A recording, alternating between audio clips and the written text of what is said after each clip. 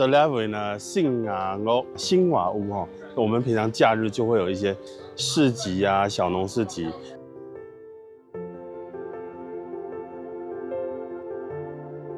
试吃一下水蜜桃，很甜呢。它的肉质比较细腻，对不对？很细腻哎。假日非常欢迎带成嘅來搞凍河搞。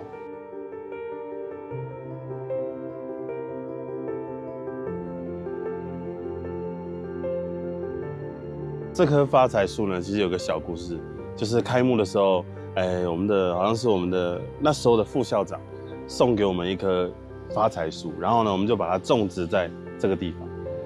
然后开到差不多第5年了，我们这边开8年了，开到第5年的时候，这树长太高，然后我们就把它锯掉，想说就不要让它再长，锯到底哦，这是锯下来的痕迹，就想说不要让它活，然后在那个表面还上了一个油漆，结果几年后它又长这么大棵，所以代表着我们的店会生生不息。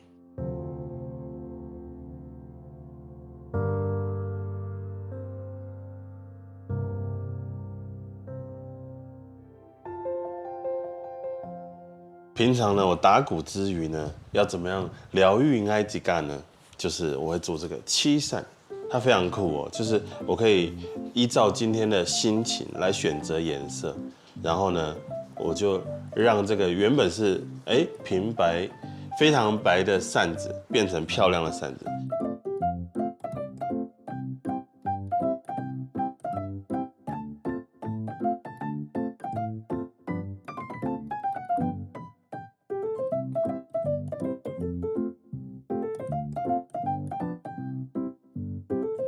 有没有非常疗愈吧？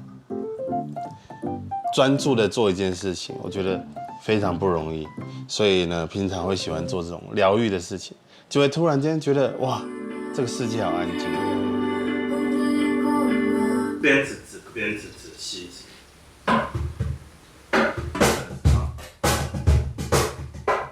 而且我觉得像我自己有一个名言啊，就是我觉得简单的事情重复做。复杂的事情简单做，就是很多时候我们都习惯把这个复杂的事情变得更复杂，简单的事情变得更复杂。那很多时候就会觉得，忘记真正的练习方式是什么。其实真正的练习方式是用最简单的方式、最日常的生活方式去学习，你就可以变成这个行业的专家。